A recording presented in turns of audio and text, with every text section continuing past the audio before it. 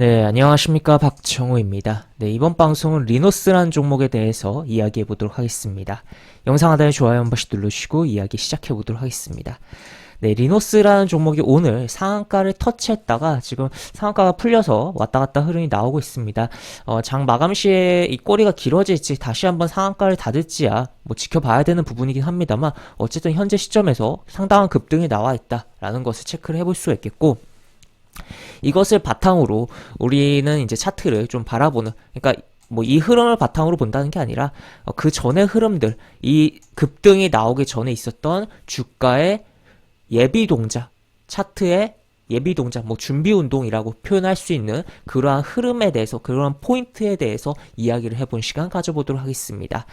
우선 이제 리노스를 이제 오늘 급등한 걸 제외하고 본다면 뭐 이렇게 흐름이 나오고 있는데, 보시면 이날 7월 8일이죠. 급등을 했어요. 장중 급등을 했고 꼬리가 달리면서 뭐 거래량도 많이 발생했고 이런 흐름인데, 보시면 이 122이동평균선과 62이동평균선을 건드려주고 어떻게 보면 여기 매물을 막히면서 윗꼬리가 나왔다라고도 볼 수 있겠죠.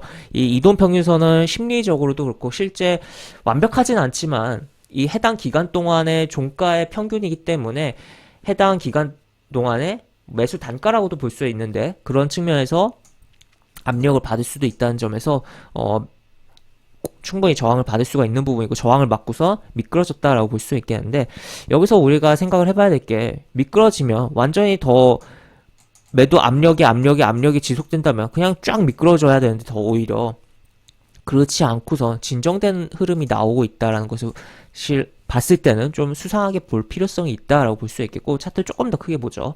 차트를 조금 더 크게 보면은 이 구간이 또 이쪽에 무너질 때 요 구간과 일치하기도 하죠. 그러면서 충분히 여기 캔들이 밀집된 충분히 매물에 의한 압력을 받을 수가 있는 부분이니까, 그래서 이 꼬리는 충분히 타당하구나 라고 생각을 할 수가 있겠습니다. 그런데 거기서 그냥 끝나는 게 아니라 그냥 끝나는 게 아니라 주가가 버텼다라는 거죠. 버텼다.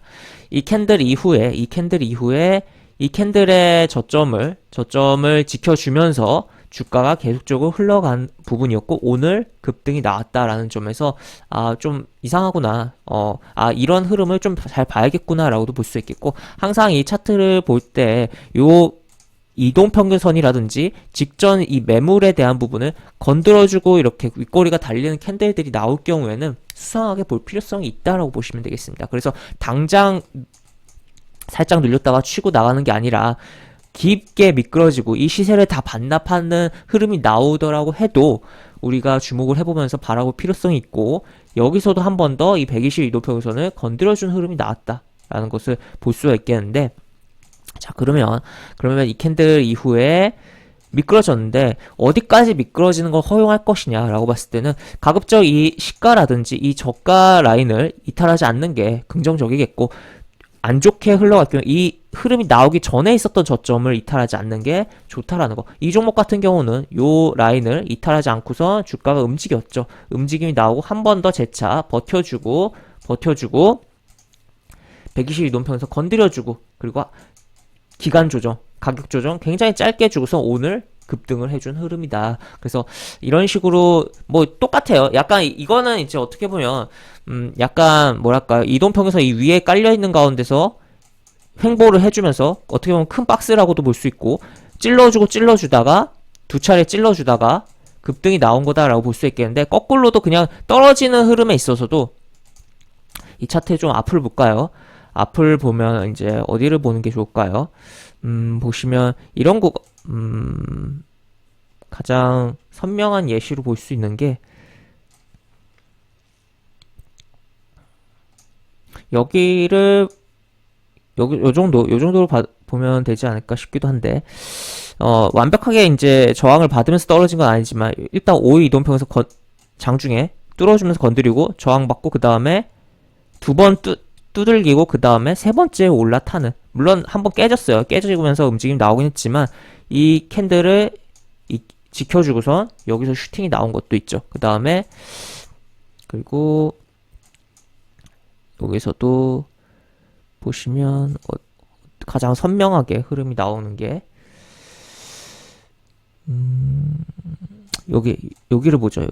여기 보시면 이 22 이동평선 떨어지고 있는 22 이동평선을 찔러주다가 계속적으로 내려오긴 했지만, 찔러주는 가운데서도 내려오긴 했지만, 다시 한번 해결하고선 여기서 뭐 살짝 깼다가 다시 뭐 슈팅이 나오고 뭐 요런 흐름도, 약간 리노스 같은 경우 이렇게 떨어지는 가운데서 이 이동평균선에 대한 예비 동작의 부분은 좀 선명한 거는 안 보이긴 한데, 그래도 요 부분 약간 횡보성, 요 구간에서의 이런 부분으로는 좀 선명한 부분이지 않나 싶기도 합니다. 그래서 항상 이 종목이 있어서 그냥 강력한 이슈에 의해서 그냥 바로 가는 경우들도 있긴 하지만, 이슈가 붙기 전에 뭔가 예비적인 행동, 그리고 뭐 그 예비적인 행동 자체도 그 이슈와 추후 나올 이슈와 연관성이 있는 경우들도 있고, 하여튼 그러한 부분들이 있기 때문에 이러한 예비 동작에 대해서 우리가 생각을 해보면서 종목을 바라보자. 이 예비 동작 이후에 안 가네, 은봉